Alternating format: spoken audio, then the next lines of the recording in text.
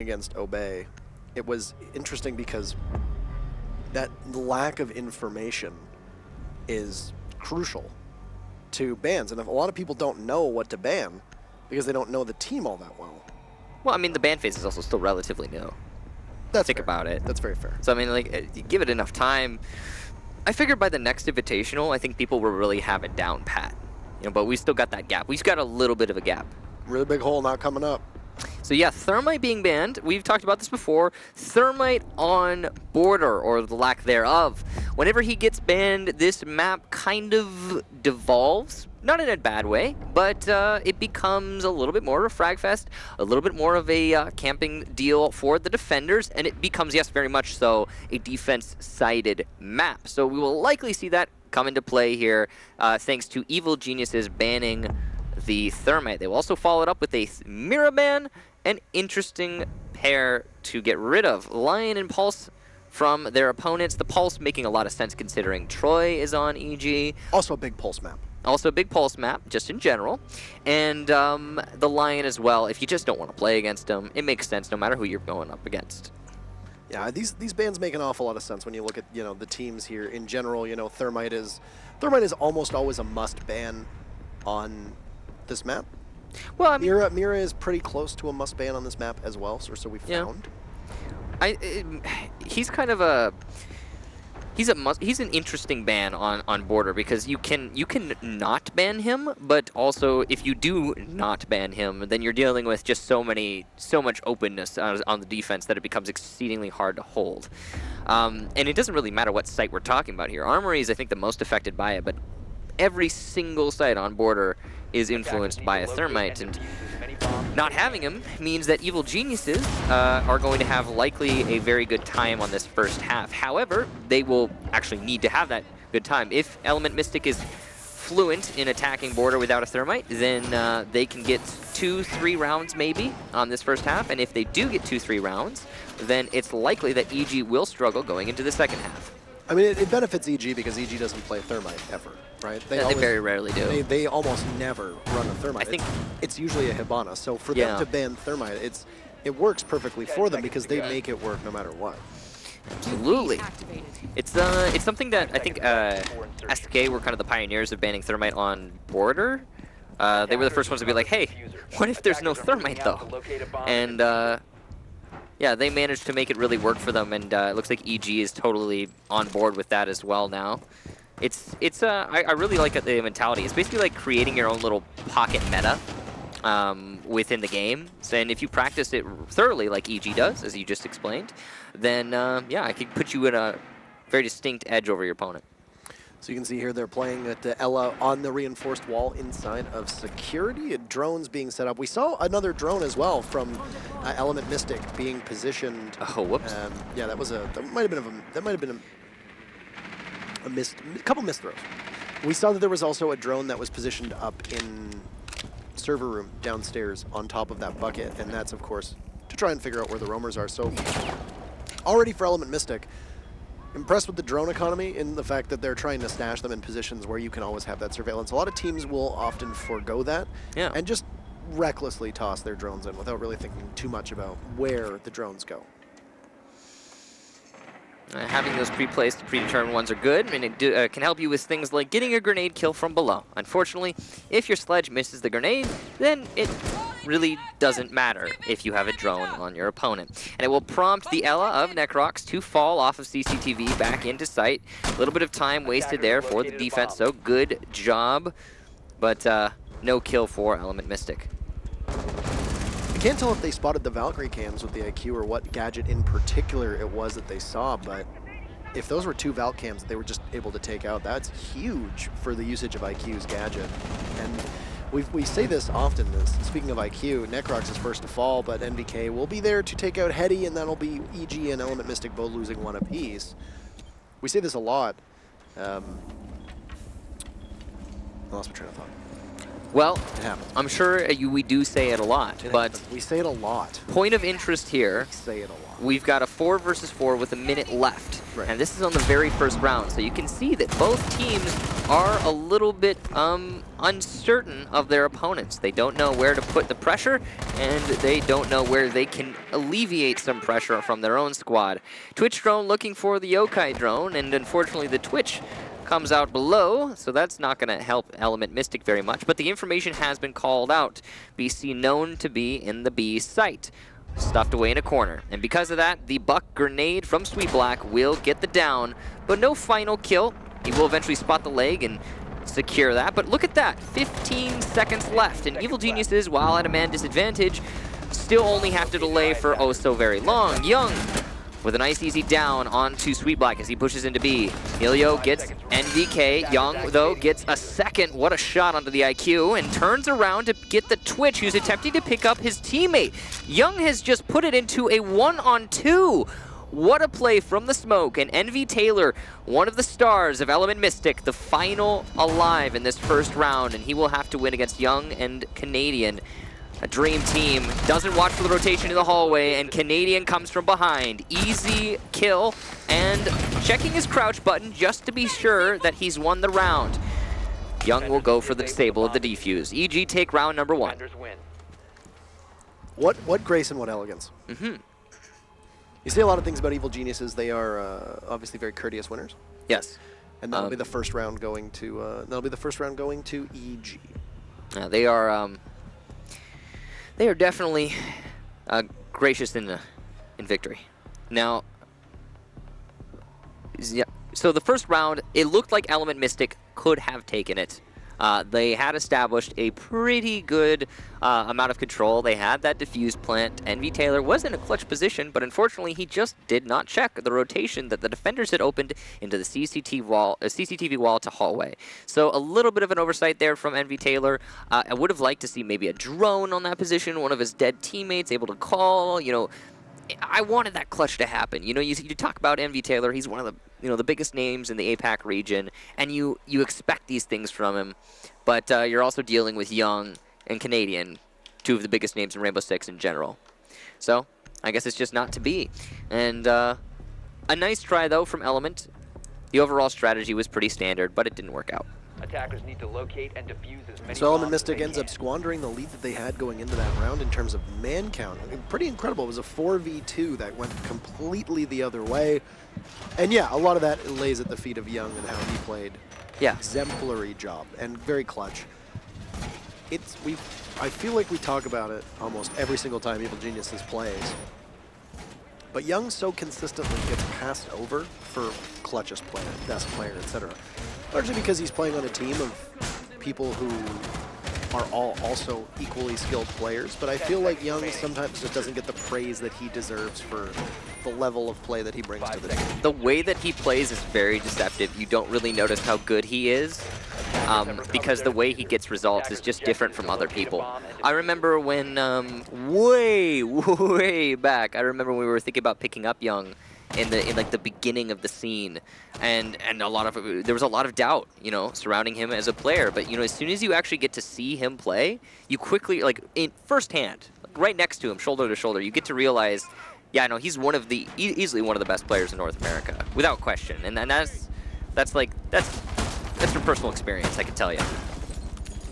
So, with Evil Geniuses prevailing up top, they'll head back down, or they'll head down rather, to Workshop, and Necroc's getting very close actually to a kill this early on, and that appears to be the Hibana, which would be very damning for Element Mystic, especially if your Hibana is engaging in opening frags. Just not a position with that much utility on board that you really, really want.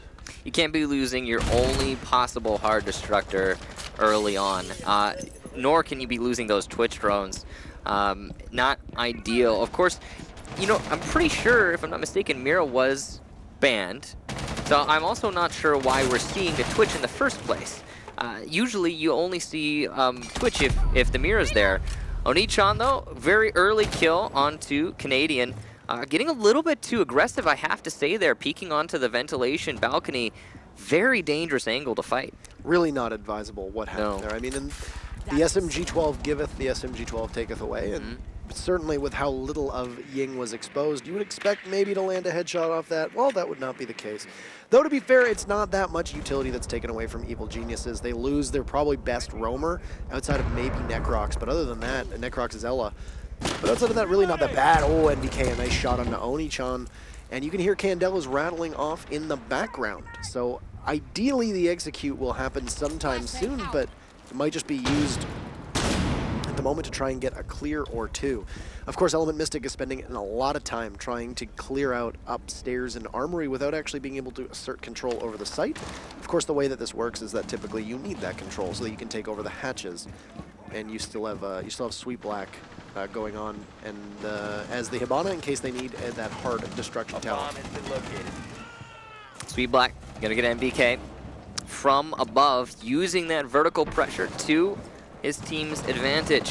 BC is also very lit up, so Evil Genius is kind of back up against a wall.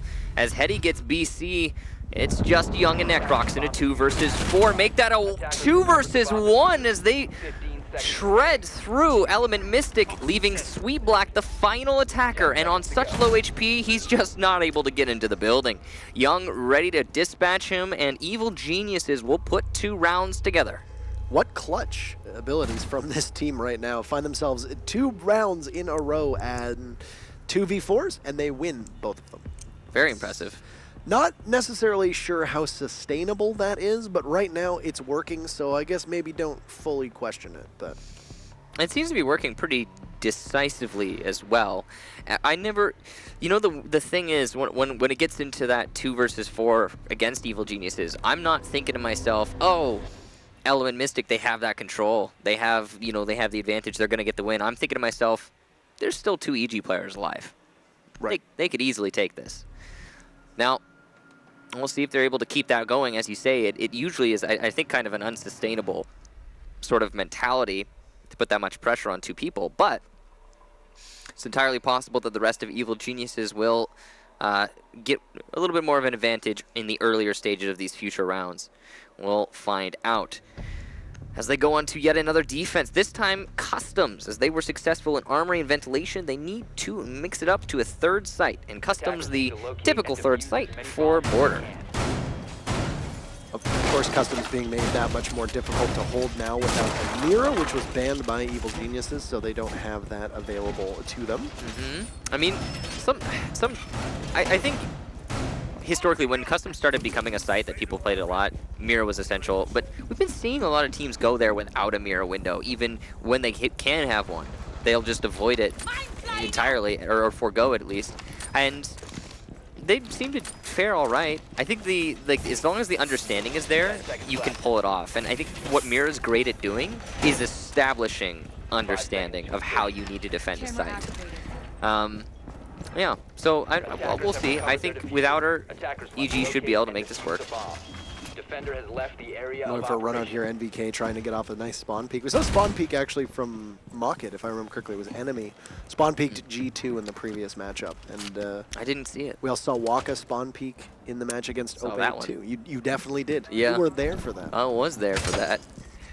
And it was, you know, sometimes that aggression can really pay off. On other times, it can cost your team a player.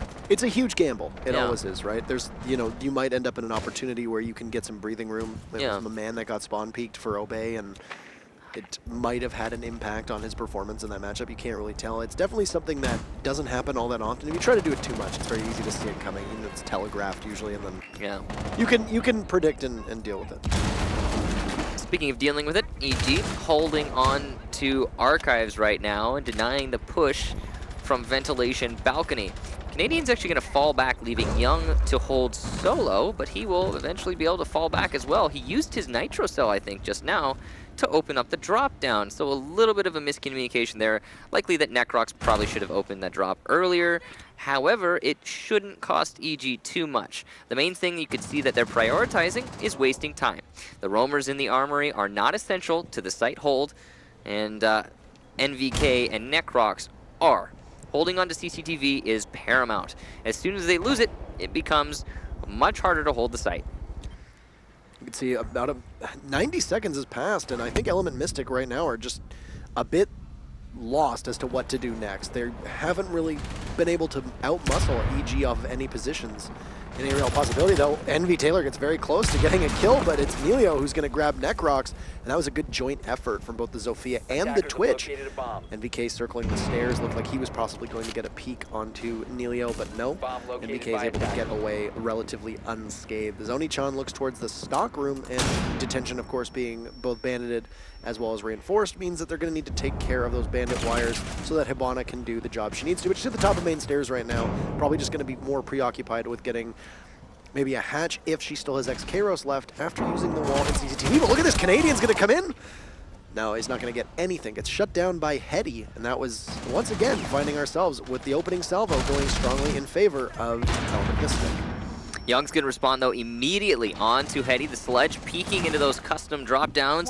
And 23 seconds left. What is going on here? Envy Taylor will get NVK. Very important frag. Young, though, still alive. He's been the clutch player for so many rounds. And BC is going to get it down onto the Hibana. Young gets another onto Oni-chan, and BC will finish off his prey. A second onto Sweet Black, leaving just Envy Taylor in a 1 versus 2. And he's going to miss the headshot onto the Bandit. And BC playing that corner to perfection will get the final kill. Evil Geniuses 3 in a row, and it's been the same story every time. Early lead that Element Mystic just cannot lock out.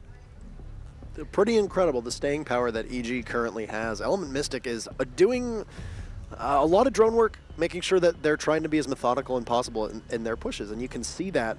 You know, I said they were a little lost last time around. They made an adaptation with about a minute to go, made a more concerted effort to push the site after they were able to blow open the wall, just underneath 90 or L or whatever you choose to call it, just underneath the camera inside of the hallway. Oh, L, yeah, the main hallway.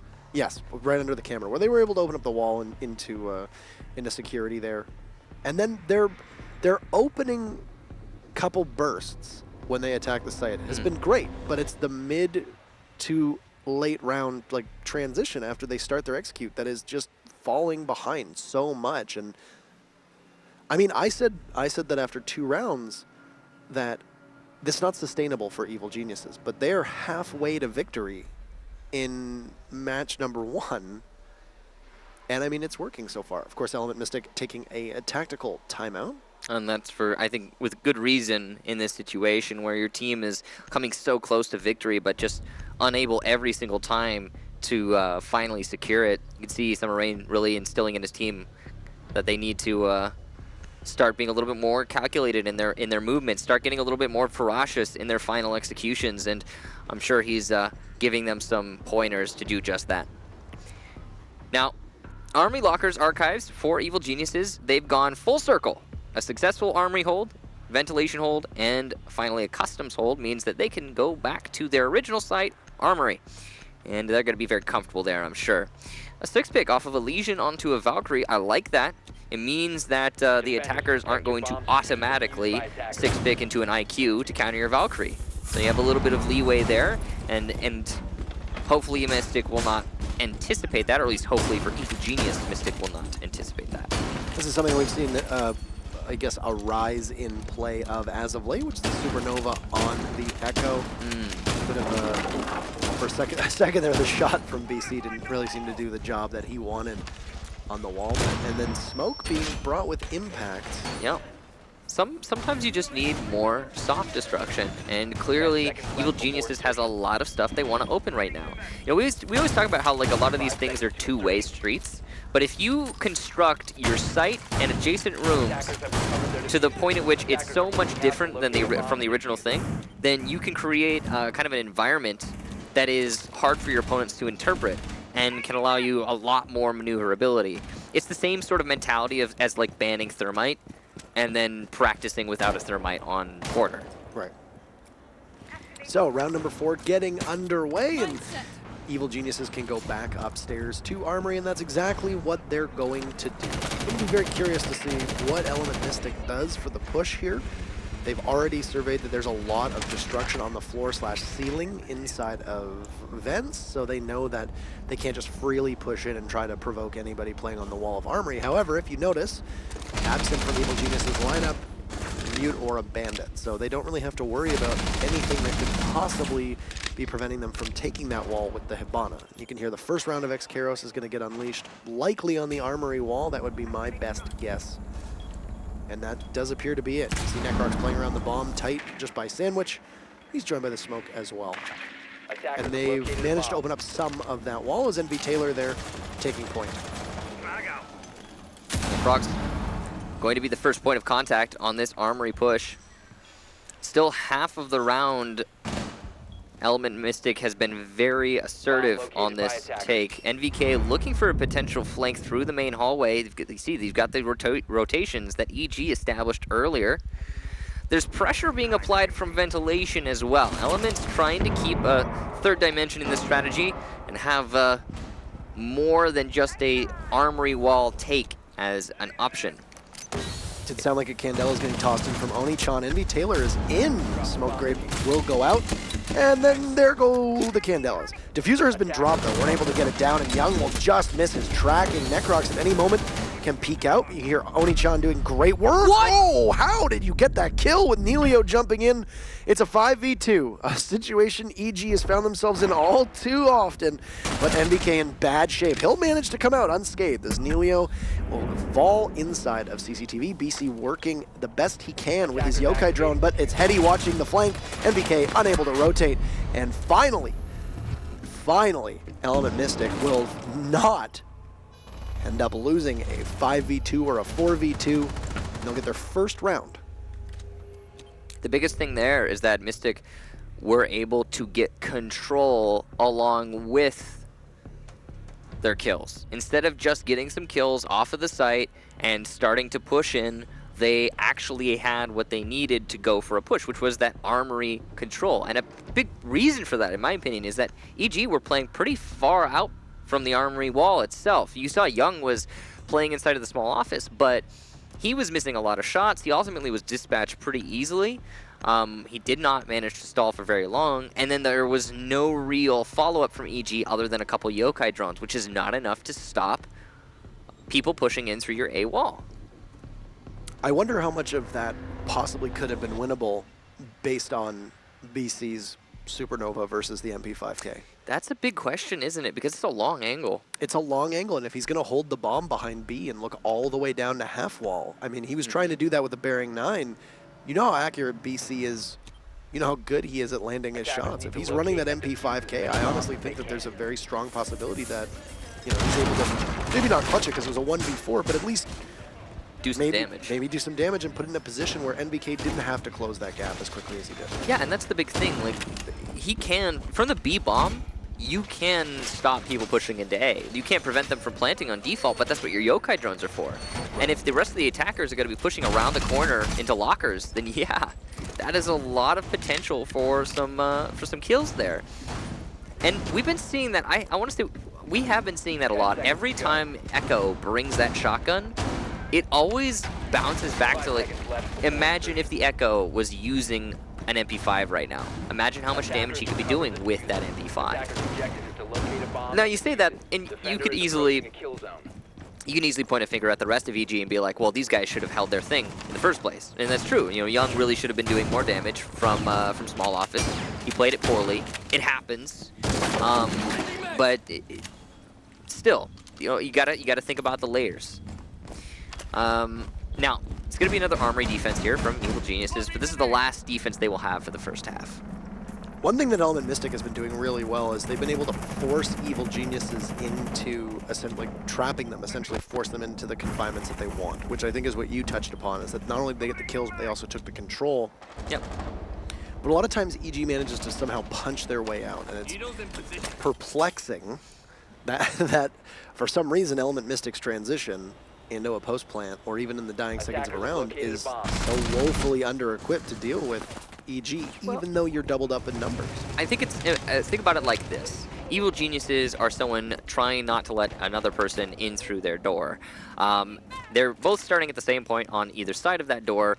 Evil Geniuses go to close the door, and if Element Mystic don't have a foot in the door yet, then it's not going to get in there at all. But if they get even just a little bit in there, they can make it work.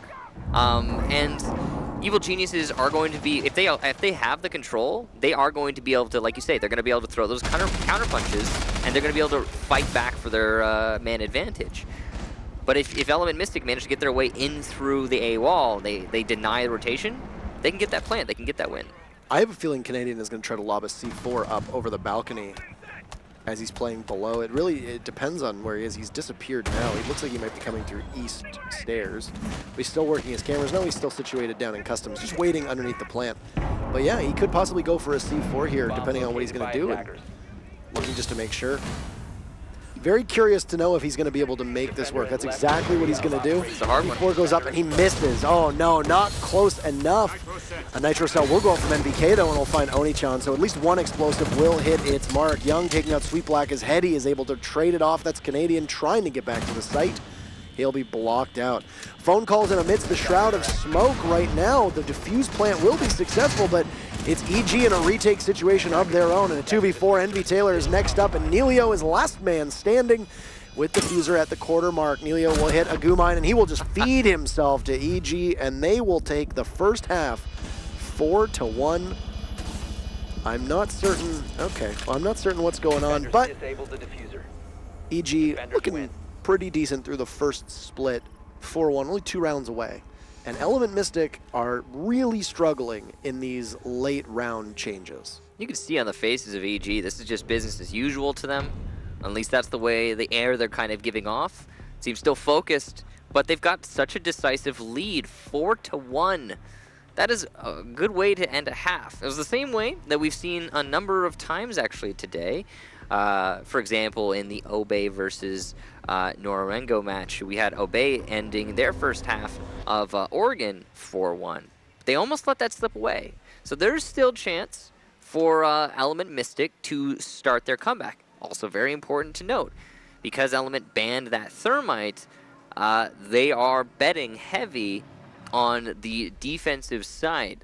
So now that they're able to make that transition, they might be able to start getting the rounds. If we're thinking about this in a purely defensive-sided border situation, and that's fair to say, given the attackers that aren't with us, then this is actually a decent first half for Element Mystic, and they could completely lock out this second half. However unlikely that is, you know, it's very, there's potential.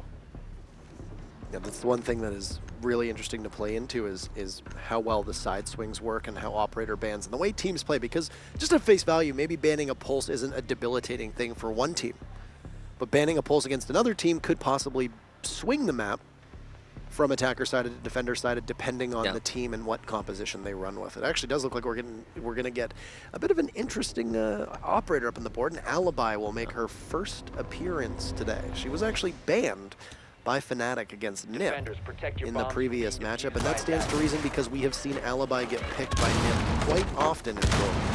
Yeah, some teams really do like their Alibi. She's a pretty powerful operator as an individual, well, but you tend to have to sacrifice a lot of utility to bring her, because she doesn't actually offer any direct utility to the team. She's more of a fragging op, more kind of like Vigil, for example. And some teams prefer their Alibi, some teams prefer their Vigil. I think it mostly comes down to individual preference. But yeah, you know, it's interesting. When I first saw these bans, I actually thought that Evil Geniuses banned Thermite and Mira, and that Lion and Pulse were banned by Element Mystic. Like, that was my first impression. That is actually correct. The overlay at the top is actually backwards. It was backwards? Okay, because Evil Genius was banned. I was so confused for a bit. I was like, that's so weird. It just doesn't make any sense. Why are EG banning 2 of their best operators? That doesn't make any sense. But yes, the way that things are playing out, you have freedom to pick onto operators like Alibi. And Vigil, while useful, I don't think is all that much on a map like Border. It's not really favoring the roamers. Speaking of roamers, Envy Taylor, early easy kill onto MVK. I'd like to see where that happened. Was it the balcony or East Stairs, maybe? I'm guessing it was probably at the top of East Stairs, considering that's where a lot of EG are pushing in right now. Envy Taylor's on fire right now. He will get a second one. Again, I'm not unsure as to where it's happening, but he got a second kill. One of the things that a lot of people might not know about is now Oni-chan clobbers Necrox. BC will finally get the first kill for EG. Lots of action in the first minute here, and it's East What is Stairs. this? Now Sweet Black is just going to wander right in. My, that's going to leave Canadian as Ash crouch walking his way through customs in a very easily winnable 1v4, of course, with over half of the round to go. Yeah, we've seen Canadian win these. I was going to mention that one of the interesting things is you used to be able to spectate dead bodies. So let's say you wanted to spectate Oni-chan, you could, and it would take you to where Can you not do that anymore? You're not allowed to do that anymore. Really? They have removed it from spectating, in case Weird. anybody is curious, yes. So it's very difficult sometimes to figure out when action happens. And a great read now is Neilio at the top of the stairs. He'll finish off Canadian, and that's the last member of EG who wanders his way up towards the site. A great round from Element Mystic. They needed that for the first round of the second half. Absolutely. And their ability to do it so aggressively. When you don't have a thermite, on attack, the defense should automatically say to themselves, okay, let's start playing it slow. Let's be very defensive.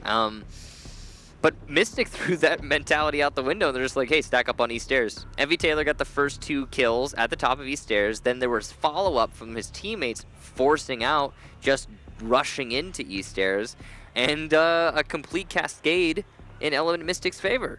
So this is what we were talking about earlier. I'm very certain that Element Mystic are much more comfortable on the defensive side. There's quite an explosion of sound behind us. Probably something going on from the other game, would be my suspicion. I imagine it's something very exciting happening. The best part and also simultaneous worst part of group stages is it's the best that there's every game being broadcasted. The worst is that I don't get to watch all of it. Yeah, well, we won't be able to usually check the VODs until we go home tonight, or go to the hotel tonight, or maybe even after the event entirely. I mean, hopefully, we'll be informed at some point, Parker. Now, Well, we've been trying to update people as info has. yeah, whenever Info is of course coming in. whenever we get the info, we'll relay it to you. But here we go, Element Mystic, another defense, their second ever, and they are going to Ventilation Workshop, of course. This is Border after all. But you can see they're investing very heavily into that top floor, which is typical, but it seems like they might be putting a little bit more emphasis upstairs than usual. We'll find out. They do have the castle as well to add to the fortification of the top floor. Valkyrie cams going out, and there is no IQ on Evil Genius's side, so they're not going to be able to hunt down those Valkyrie cams. They're going to have to kind of go at it raw, see if they can deny the information. Lots of utility available as well. I think that's important to note for the defense here. I mean, the only real sample size we have last round for Element Mystic was all the action took place when Envy Taylor just decided to start killing everybody as Legion, and I'm not exactly certain in what position they were getting killed from, whether they were trying to push in through break room or... It was East Stairs. You saw the corpses when they went top down. That is right. So he's just able to hold that position, which, good on him for being able to do that, though strange that an ACOG wouldn't be positioned there to possibly outmuscle him. Now Oni-chan downstairs in customs. Located by attackers. What would you like to say? Well, I was just going to say, I think there was there was a Blackbeard with an ACOG, and they he just somehow lost the fight. Yeah, just, it's not ideal. Yeah, I think it was Young, but there were also a couple other players with, but they were all just challenging from East Stairs on the CCTV. But that was last round. Here we are this round, and you can see EG pushing their way in through offices and CCTV. Oni-chan right now playing inside of the main lobby, looking towards bathroom. Castle strats, they did not castle off of bathroom doorway. They instead opting to castle off tellers downstairs in place of it. An interesting position, and I don't know how you feel about castling off the teller's doorway because you can just always vault through the windows. Yeah, so the reason you do that is actually just to allow for freedom of movement within the hallway. Yeah, you can vault through the windows, but you know the attackers have to open up that wall then if they want to actually deny hallway rotation. And they've done that. You can see that EG is on top of it, and Young is hitting his shots here. BC will follow that up as well. So 2 kills for Evil Geniuses, and Element Mystic still have a chance here, but they've got to hold out for 50 seconds. And as BC gets another one, it's looking worse and worse. Phone calls as Oni-chan will have to stop and silence his phone. Hetty playing in the main doorway of Border. Onichan trying to play around the door inside a bathroom, but he's going to get flashed and pushed. Marks from the Valkyrie camera, but he's going to have to reload as he's running out of ammo. He'll break the Blackbeard shield, get 2! He needs to finish off. They have to finish off BC, but can't do it as Necrox was able to down 1, and NVK jumps in to give EG match point on Border. Okay, I gotta say, this is unfortunate. Did you see that? That was panic, and you could feel it resonating off that Valkyrie. That Valkyrie just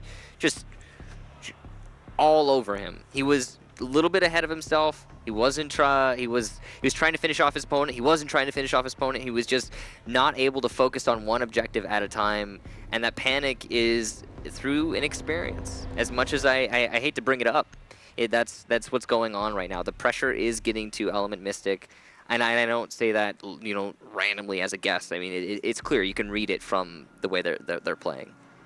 I mean, it's one of those things where LAN is a nerve-wracking experience for everybody, right? Yeah. And I certainly don't say that from experience. So, I mean, I'm glad that you can validate it. But I can say that it, you know, even just being here casting at LAN is a different experience. I can't imagine that for the players. They have pressures on them. They have their orgs here with them as well. But overall, Element Mystic right now trailing. It could just be a map choice as well. This is one thing we don't know is how comfortable, how proficient are they on Border. We know and have so many matches to see that Evil Geniuses are very comfortable on this map. They have not always been successful on Border. In fact, they have lost it a number of times to teams such as G2, teams such as ENCE, etc.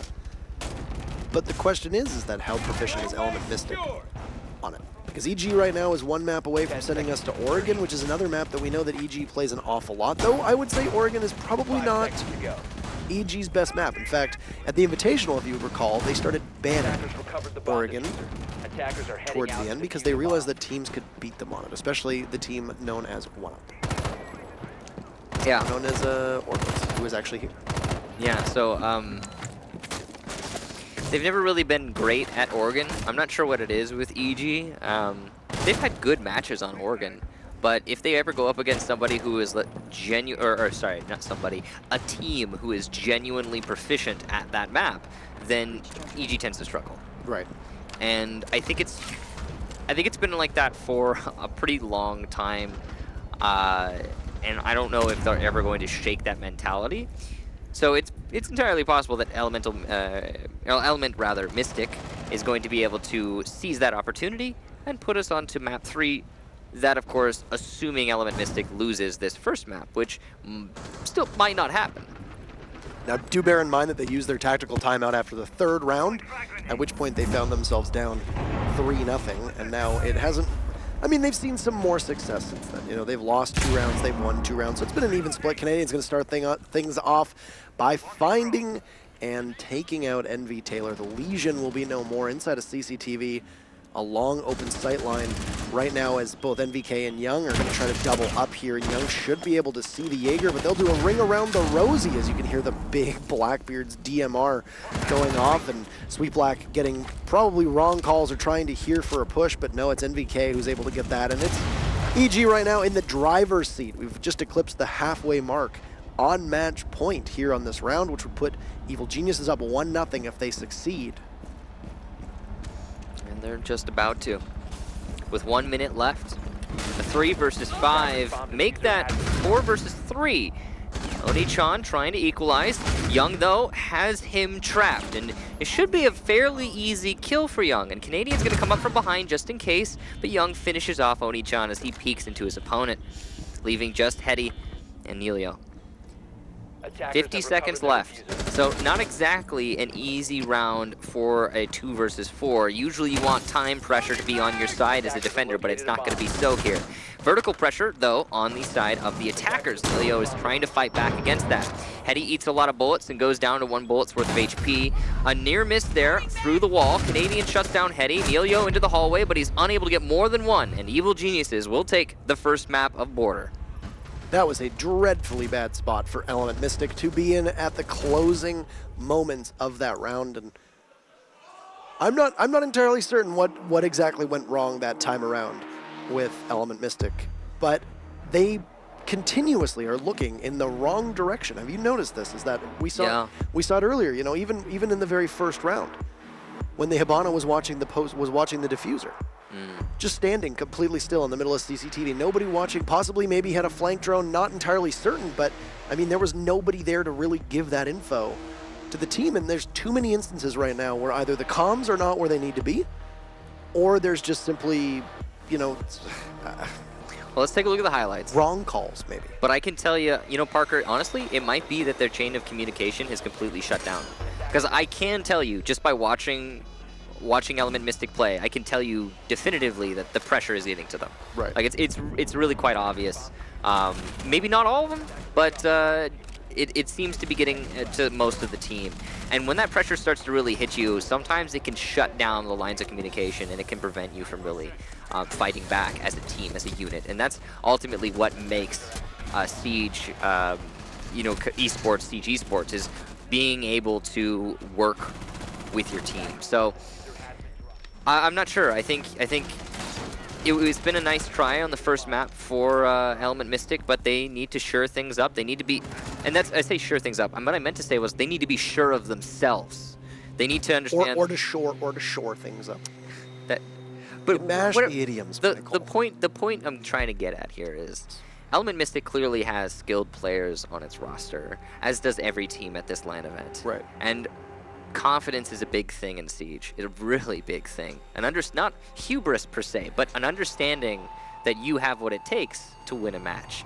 And when you get a little bit ahead of yourself, when you get a little bit, you know, panicked, sometimes it leads to you not being able to finish off a downed opponent and thus establish control over the next angle. You saw that Valkyrie in the bathroom. He knew that he was going to be pressured from the site, from the rotation hole, and he was trying to establish that coverage, but he kept getting distracted. That cannot happen.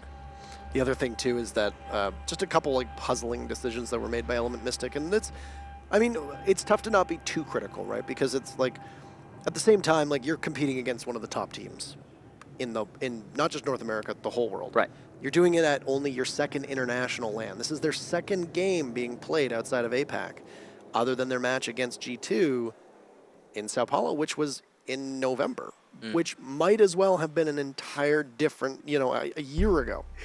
Wait, so they've played against G2 and Evil Geniuses. G2 and Evil Geniuses are the two teams that Mantis FPS / Element Mystic have played against in their career on international stages. So not exactly the easiest seas and waters to navigate, but still, they started off 6-2. There were some good things that I saw from Element Mystic. Number one, a lot of times they were hitting their shots quite reliably. You know, we knew this about their players coming in. They are talented players. They have good shots. Strats could possibly use some work.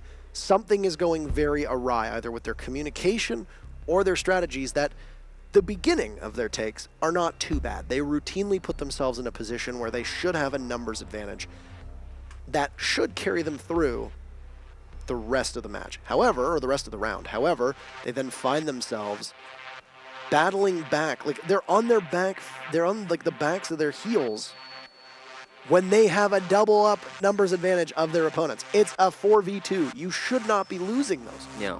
In most circumstances. There are, of course, exceptions. We talked about this, you know, in particular on Oregon, when you're defending small dorms upstairs, kids' dorms. When there's two people left and somebody needs to funnel in, that you're usually in a position where the defense can hold on. Yeah. But on border, there are a lot of situations on border where a 2v4 should not go in favor of the two. Now, all that said, we do have another map to be played, and of course, we will be on Oregon on that second map. Now, we talked about this earlier. Oregon is not something that that Evil Geniuses are very comfortable on. Right. They have historically seen some pretty big defeats here, but at the same time, Element Mystic's going to need to bounce out of where they were on the last map. And considering it was a 6-2 loss, or I guess win in EG's favor, that's something that's hard to bounce out of. It really is. It's a tough hole to come back from. We saw it with Fnatic in the previous matchup against NIP, is that You know, they went down. They lost the first one 6-3. It was a rough going for them. They were not able to, you know, find that groove again. And then they proceeded to get 6-1 in their second match. And there's that whole spiral snowball type of deal where it's like you need to ensure that it's not getting out of control. It's not getting out of hand, that you still have a grip on yourselves, because, you know, we've all seen the videos and the pictures of dejected players after a match or after a map where they just look defeated. You can't have that, especially not in group stages, because everybody has a pretty good shot at making it out of the group stages. You just got to stick with it.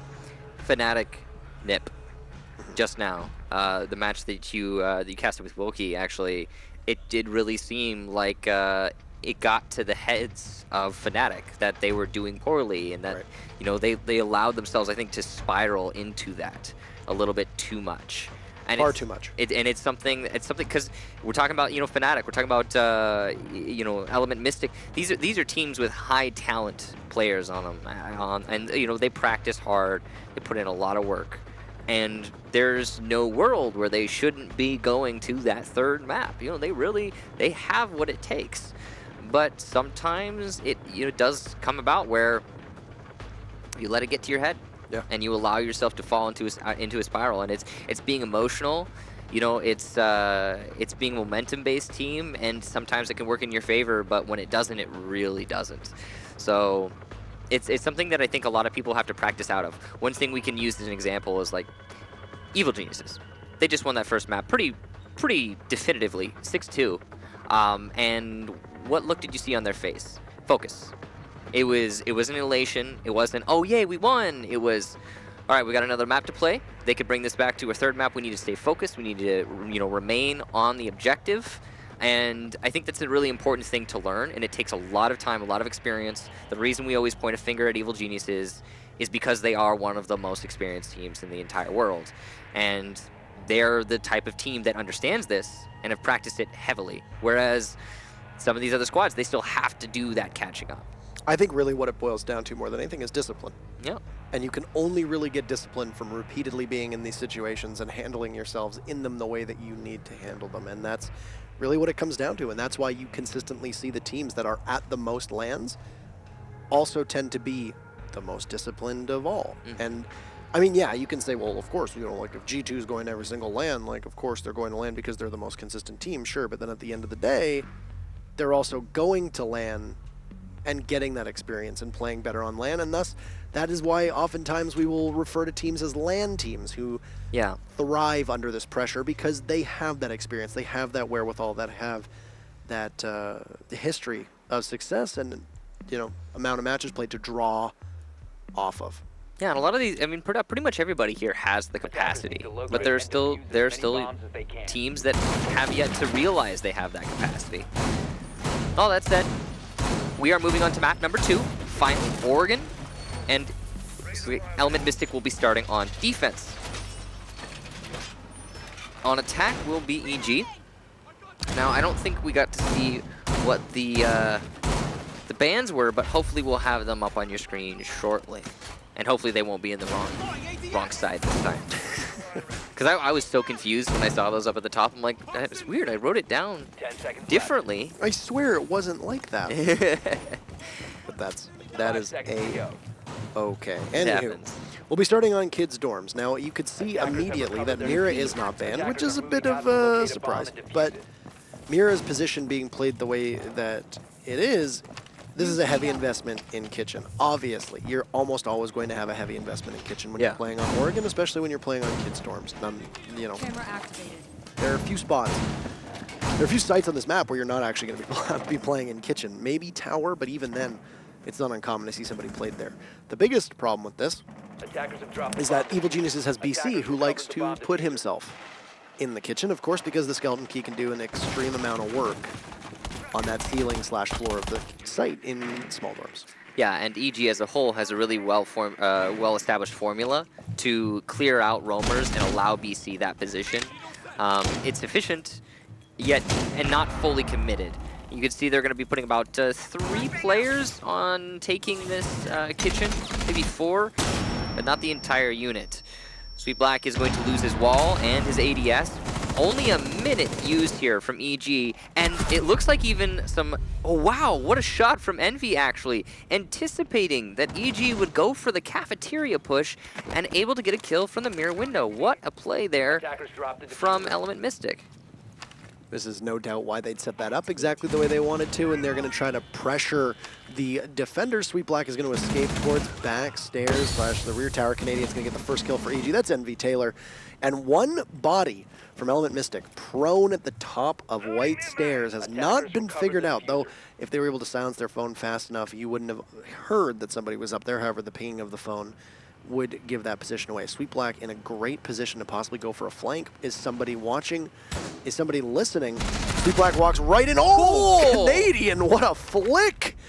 Gets out of there with next to no health, but takes the head off of Sweet Black swiftly with Young adding to it, taking out Hetty. And there's a minute to go, and you can see Young, BC, and Canadian are dangerous and scarily close to being removed from this map and this equation, but Neilio and Oni-chan just need to try to hang on and wait for them. We talked about this just earlier, actually. They are right now in the dream position to hold this site. You have top of white control, and you have dorms control. That's really what you need to defend the top floor of Oregon. That's it. Those are the two positions. So with 3 lit EG players and only 30 seconds left, this is totally doable.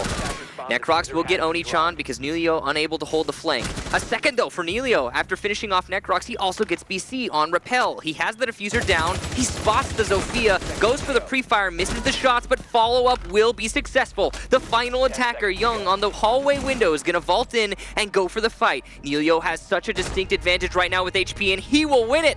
A 4K for the Jaeger and the round victory. And that's, like you said, a dream scenario for them. You've got 3 members of the team with next to no health, with one of the best guns on defense in the hands of Jaeger, and what happens is they all have to push in from the same direction, one by one by one, and then they get picked off, and that's EG losing that round, and Element Mystic winning it. So, I mean, you don't want to take away from the clutch there from Neilio, because that was... oh no, absolutely, that was all Neilio. That was all him. But that is the perfect scenario to get that clutch. Now, he had to follow that up by not making any mistakes, and he did that. But he was given the opportunity, and he seized it, is really the thing we're trying to get at here. And that was them actually pulling through. I mean, if this is Border, that's a round that they lose. Yeah. That's a round you lose. You're in a 2v4. That was the reverse that just happened to you.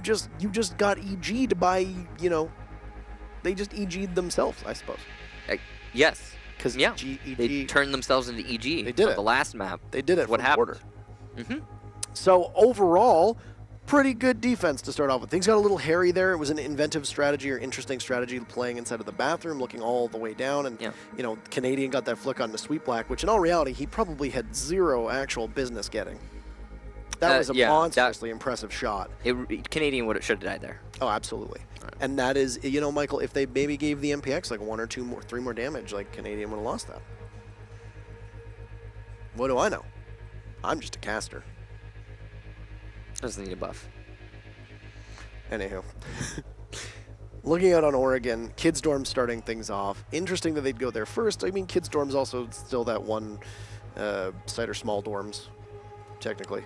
It's Kids Dorms. The dorms. This is dorms. The dorms. There's 3 dorms, man. The top floor. We can call it the top floor, kind of. Top floor. Yeah.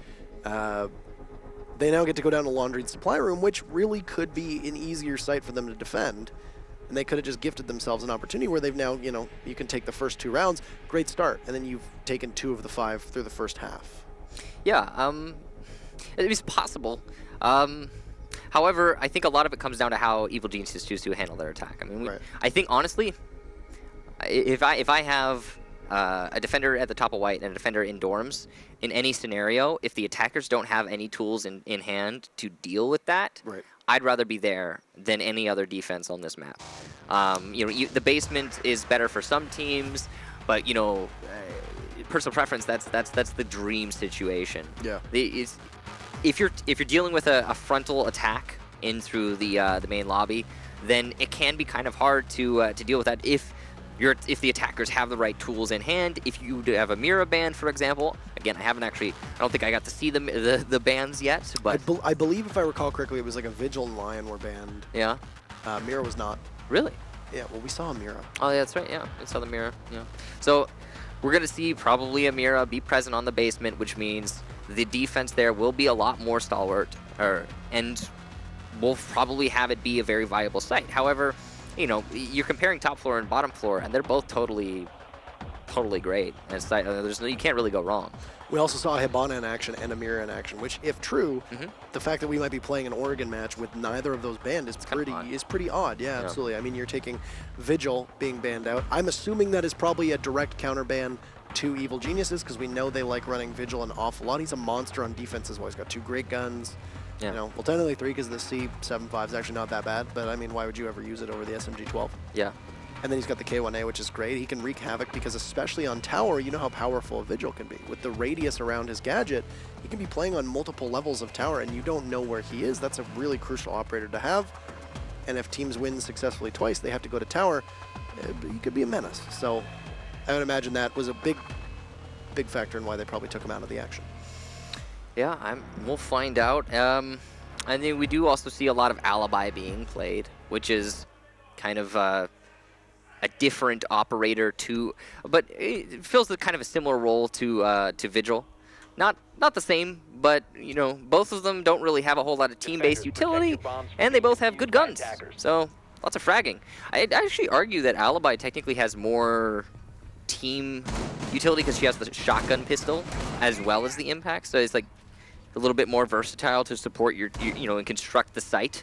Right. And that's pretty much what, or the most that either of them can do as operators for their team, apart from just zoning and roaming in certain areas. So Evil Geniuses banning Ying doesn't really surprise me, because Element Mystic ran Ying a number of times, and once you know a team runs Ying, it's pretty commonplace to see them get banned. A good example is in North America, Mouse Sports often will run a Ying, and she gets target banned most times against them, just because it's one of those things. And she's an operator that oftentimes is not fun to play around. Right. So, Evil Geniuses. Heavy roam on, or sorry, rather, Element Mystic heavy roam on the top west floor. And they will be using Sweet Black on that Alibi that we talked about to try and put pressure on the attackers as they start their push. You can see EG is actually kind of dedicated to clearing from the west side. It's a dangerous thing to pull off. It can be somewhat costly, especially if your opponents are invested at themselves heavily in holding that top floor. And it seems like Element Mystic really is. They are dedicating themselves to this. I mean, Oregon is that map where we often will see the 2-1-2 or the 1-2-2, right? Where there's going to be one person on the top, one person on the main floor, maybe 2 on the top, etc. If you're defending the basement, you usually have 1 to 2 roamers on another level, and then one on the other. The reason, the dangerous thing about that 2-1-2 or the 2-2-1 is that there's only a third floor on some parts of the map, and that's what we've always talked about. Is like the reason the attackers clear out the west side is because you clear out the west side, and then the defenders can't get back there. Right. Interesting thing here, Evil Geniuses has cut off rotation for the defense, at least into the attic. So as soon as MV Taylor starts to fall back that direction, he will be caught out and killed. That first phone call is going to go, probably signal a push here. Sweet Black playing around the decoys inside of kids' dorms. MV Taylor in generator. He's got to rotate onto the white stairs if need be. And it also looks like a rotate into attic. So lots of fluidity for Element Mystic here if they really do want to try and get the hell out of Dodge as quickly as they can.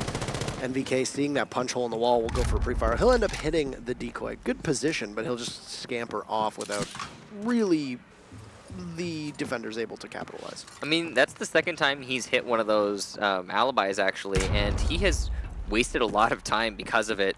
And if he had meleeed that window, he might be able to get a kill, or might have been able to get a kill, but unfortunately he's just going to go over to the front door, and he's going to start looking for, I guess, a flank watch, potentially. Meanwhile, the rest of EG is mostly just pushing from construction. They have opened up that main lobby drop-down, but they've shifted pretty heavily over to the north side. Yeah, NVK still here watching flank watch, and there's BC who'd been doing some work earlier. You could hear with the skeleton key. Hetty, though, oh no, getting a team kill That is not great to do, finding Element Mystic now in quite a big hole, and it will get larger as Young and NVK add to that, meaning that just NV Taylor was last alive, and EG will lock out round number 2. That was a flawless round. Yeah, and a really one-sided round at that. Wasn't much to say about that one. I guess NVK wasted a lot of time on the west window, but I think he was just trying to hold the defenders there. I want to say what happened there internally with EG is NVK said to his team, "Hey guys, there are a couple of people roaming up here." His team droned it out. They saw that there were in fact 2 roamers on the west side. Then the call from EG was, okay, instead of pushing them, let's just go construction. And NVK, you linger and keep them distracted. Well, NVK did just that.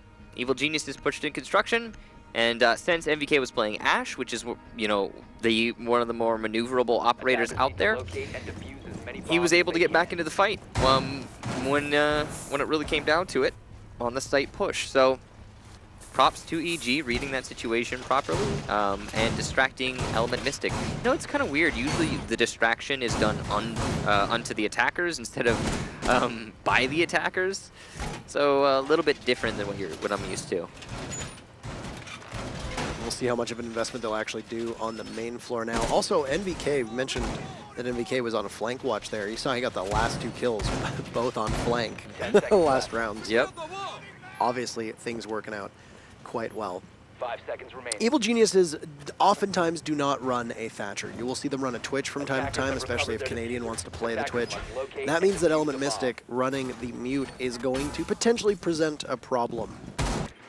Also, did you make comment about the fact that the mirror is on the other side? I did not see where it was placed. Oh, on the inside of the. Okay, Yes. now the not closet. not like inside around. Like Yeah, I gotcha.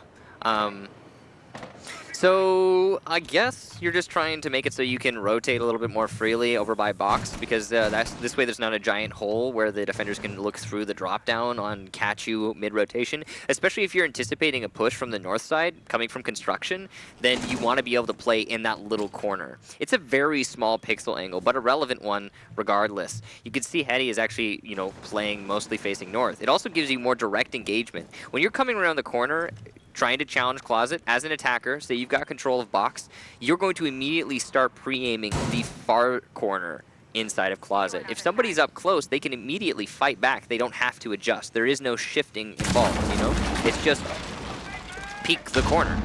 So it's possible that they're just anticipating more pressure from construction, which stands to reason given that Evil Geniuses in the previous round pressured from construction. Oni-chan had sent a C4 up through the open hatch, and you can hear another lobby hatch drop, as well as Element Mystic is going to coalesce around the site. They'll try to silence their phone, and NVK gets inadvertently team concussed from one of the Zophias from Canadian. It's also, side note, it's also better for if the attackers choose to try and drop from the main lobby drop, because then you can cut them off. So we see NVK working his way through meeting hall. One player of Element Mystic on the back stairs will now manage to find safety somewhere else. Oni-chan inside of blue with a mute jammer, so we'll be sitting down in case a phone call comes off.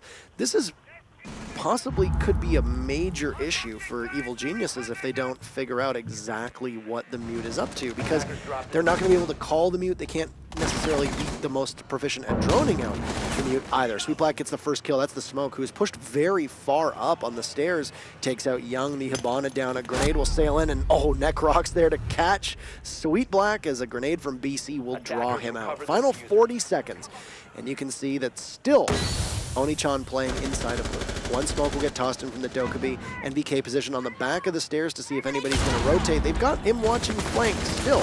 He did so successfully last round. It makes a lot of sense. BC will shred through Neilio. Hetty pushing his way up towards the hatch. He's 2 at the bottom, but the Vector, can it capitalize?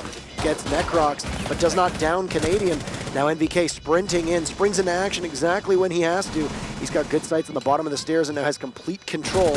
He sees one and takes him out, and this is EG in great position. Hetty with very low HP will get BC, but not much left, and the Mira will have a lot of work cut out for her. Tries to drop it, NVK will seal the deal, giving EG 2 in a row and giving them the lead for the first time in this game. Something really stood out to me in that round, and has been standing out to me actually very recently from Evil Geniuses, and NVK in particular, that very much excites me. I'm seeing colors of the older NVK from back in the way in the beginning. You know, partially it's because he's playing Ashe again, but also partially it's his style of play. One thing I remember distinctly about NVK as a player is he is incredibly patient when he knows what he needs to accomplish. For example, if he's trying to push in through the garage in Bank and he sees you holding garage, he is, in the past when it was super easy to hold garage because the glass was indestructible on the black SUV, all he would do is wait until eventually you as a defender would rotate out of that garage, and then the second you did, he would pounce. Even if there's only 15 seconds left on the clock, he would somehow make that opportunity work for him. And that's what we just there witnessed. He was playing on the tower stairs, and a lot of people, I'm sure, were confused as to why he was being so passive. In that situation, he was waiting for the flank, but as soon as he realized that every single one of the players was fully committed to denying the defuse plant or the push in through the main lobby, NVK swooped in from behind. And you could tell, if you really pay attention, you can tell that he's not just guessing, he is actually counting players that are allocated to one thing or another on his opponent's team, and he is making a calculated decision for all of his pushes. And I just have to say, I'm super excited to see this old color from NVK because I feel like it's been missing for a while, and I just love to see it again from him. Absolutely. He's had a bit of an odd 2 seasons now. Same with Jonas as well for Penta, who was primarily their main frag chaser. He's been lighting it up today and has been doing quite well in Pro League 2. So both of them may be a nice return to form for both. One thing that I do want to mention, during the prep phase, Canadian's Twitch drone was able to get the mirror window before losing his drone. So that right there could have completely taken care of this defense. As you can see, the mirror window is indeed open, which is going to make it so that EG can just push with a lot more ease and freedom. Now NVK doesn't look like he's going to fall for it again, as Envy Taylor is not going to get that 2 times in a row. He will completely vaporize the Legion who is playing inside a bathroom, and now Sweet Black could potentially be next on deck. We'll have to get out using the wall and pantry as a means to escape through Meeting Hall, and we'll leave without taking a single scratch.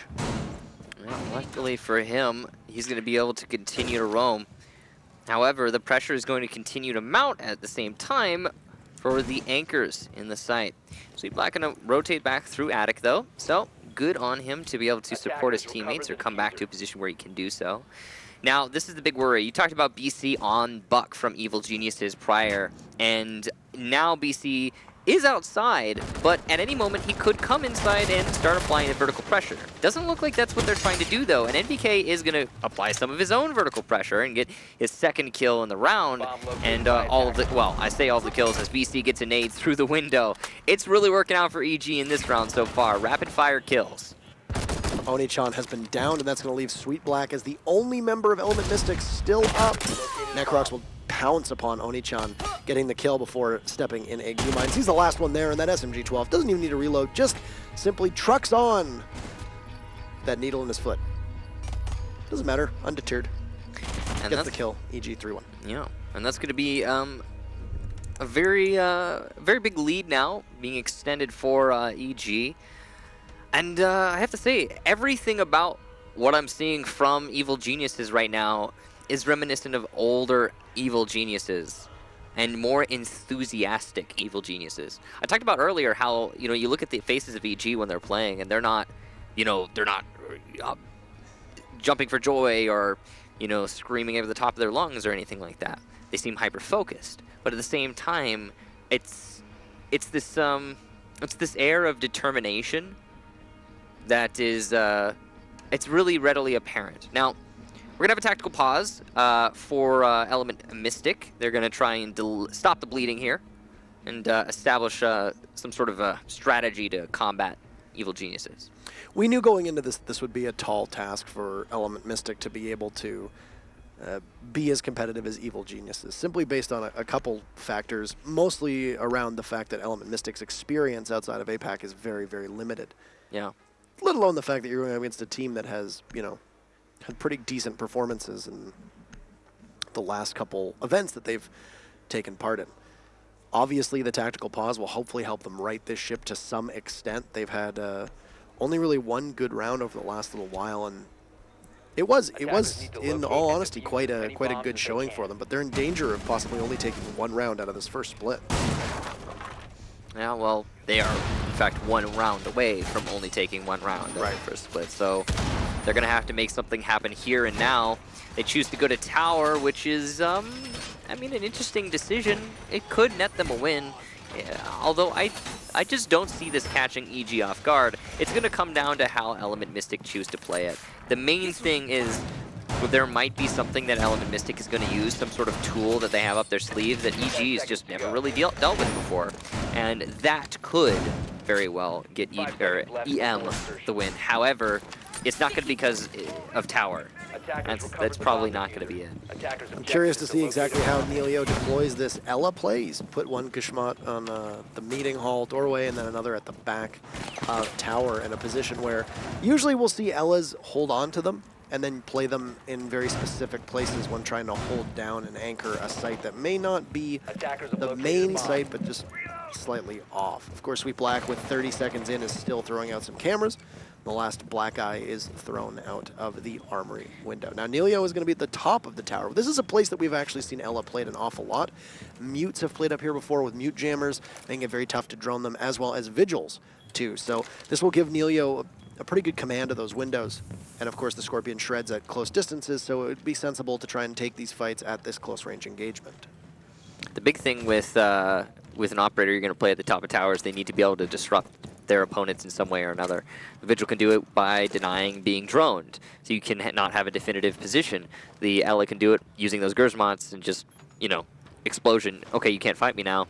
And the Mute can do it by having the jammer and not being able to be droned, but also can have jammers elsewhere. And Sweet Black can make it happen by getting a C4 onto Canadian, getting rid of the Twitch. Now, there is no Mira, but it was reasonable for EG to bring a Twitch in this situation, assuming there might be one. And regardless, he's not going to be of any influence in this round. Sweet Black, of course, getting that intel from the Valkyrie camera that we just saw very briefly, likely hopping out the window and expending that C4 in order to net the kill. That's good. You've taken probably the most powerful fragging weapon on the attacker's side, the F2, out of the equation. Really, the only thing you got to worry about now is that SMG-12, the pocket rocket. There goes one of the mines from Nelio, and that will at least alert them to the location of, I believe that was Young who wanted it. Well, there's only a minute left, actually. It's been a very slow round thus far, and it hasn't really seemed that way. As Hetty gets NVK, Necrox will immediately respawn, but it's still an advantage in favor of, I say that as Young gets Oni-chan, so an even 3-3 here, 40 seconds left. And EM are doing their best to hold on to this tower. EG going for a very standard meeting hall push. And it's thus far been a bit of a back and forth. I think they realize that they're running out of time, and they need to make this play happen immediately. You know, Tower is, like we say many times, Tower is at one very similar to CEO, where either a push happens very quickly, or it takes till the very, very end to see the fruits of your labor be quite successful. Young, though, is on a tear at the moment as Nelio will fall. Necrox gets one, and they have absolutely turned this around as Envy Taylor is last man standing for Element Mystic.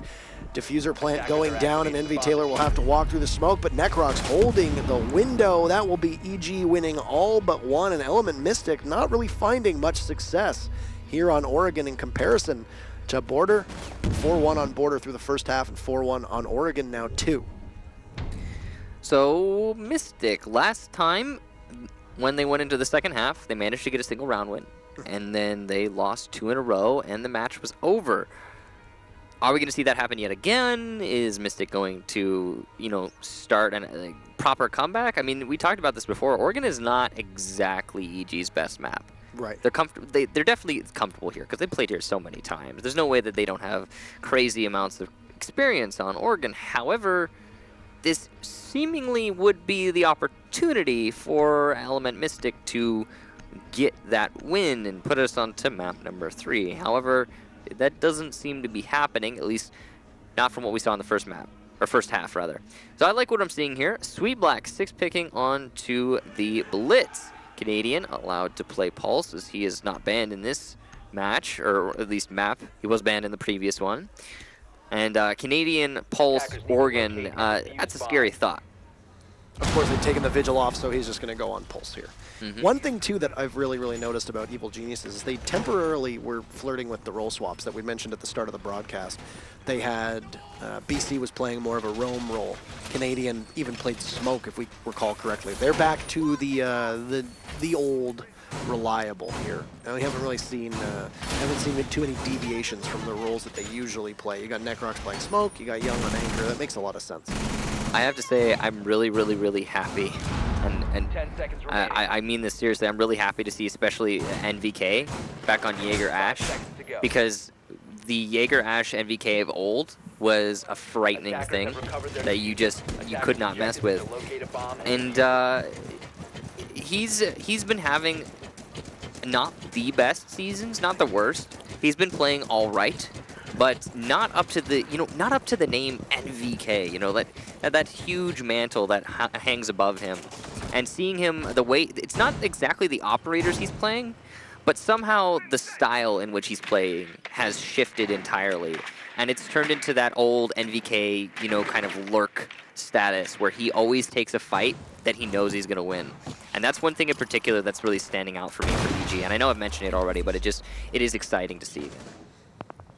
Right now, this Pulse play of Canadian is going to be a pretty good power position as he convenes a meeting with BC in the first floor bathroom. And this is information that will be consistently provided to his team. Canadian's staple on this map is, of course, Pulse. We see him play it on most sites, as that scanner only being 9 meters, mind you, but it can still detect pretty much what Canadian wants at the ranges that he's going to play it at. Element Mystic, for this round in particular, let me bring you along both a Blitz and a Dokkaebi. Dokkaebi not really that out of the ordinary, but the Blitz is going to be a focal point, I think, for their push. And likely expecting a laundry supply room take, but no, Sweet Black's just worked his way in, drops the shield, gets Young, but Necrox trades it off. So you basically traded a Mira. What is going on? Necrox out of nowhere!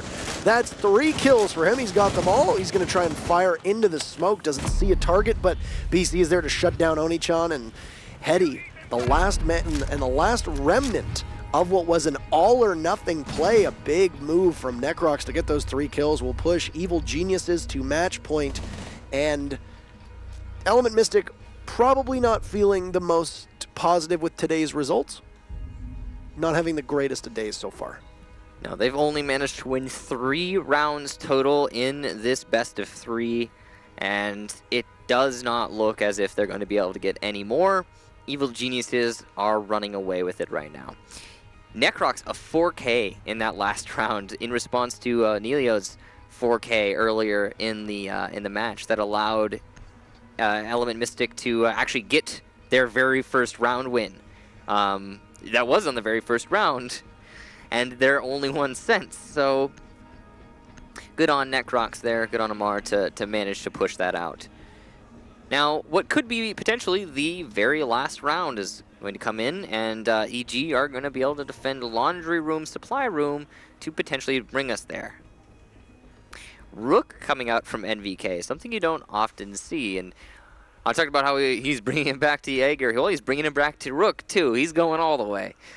Some older roles that, again, have kind of fallen out of favor. I think EG is just kind of having... If I'm going to be honest, they're enjoying themselves. They're having fun with it. Yeah, they are having fun. They're absolutely having fun with it. And that might seem a little bit derogatory, but honestly, it's clear by their play. And we'll see if they're able to continue doing that, or if it will eventually be shut down by Element Mystic. I mean, there's a couple thoughts with when this kind of stuff happens. When you see operators that don't necessarily get trotted out. We've seen Evil Geniuses run a Caveira and Frost and stuff along those lines, in which they obviously insist, oh, we're not just doing it for funsies, but at the same time, It also could be they're trying to hide things, you know? It's entirely possible that they don't want absolutely. to give away all of their strategies in this match. Maybe they don't feel the need to, and they're gonna reserve them for future endeavors. Absolutely, and the castle strat in particular, look like they castled off a double doorway downstairs. Element Mystic is running the same composition that we saw last time around. Yeah, I mean, it didn't really work for them. They were able to take a lot of ground away from Evil Geniuses, but then Evil Geniuses just snapped back and retook it.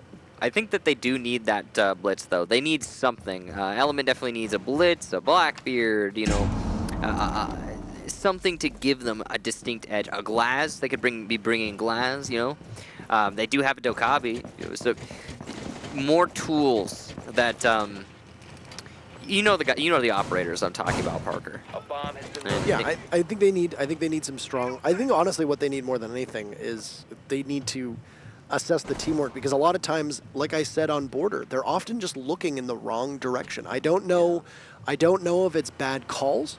Communication could be the killer right now for them, if I'm allowed to delve into that alliteration. But I'm not entirely certain, and it's something that they're going to have to figure out. Tomorrow they do play the loser of Millennium versus Immortals, which isn't really that much of an easier matchup. But here you see the Rook and Necroc. What? This happened last time too. Necroc's able to take the shield out, watching as now Hetty can possibly get Nathan Valenti, and he will, as the Rook finished off inside of Meeting Hall, and then logic bombs are going to alert the attackers to where the defenders are playing. This is at least a decent start for Element Mystic. This is in a position where it's much more winnable for them than a lot of the previous rounds. However, they did lose their blitz, like you said, same as last time. After the first kill he was able to establish, which is not a lot of use out of a shield. 1 minute left is all EG has to stall out in order to win this match outright. You can see 3 anchors downstairs, 1 Necrox in the tower, and he will be absolutely collapsed upon. No chance. Well played there for Emilio and Element Mystic as a whole to establish a decisive lead now. They've got to have a strategy, however, for the eventual site push. You see EG is still well positioned to hold on.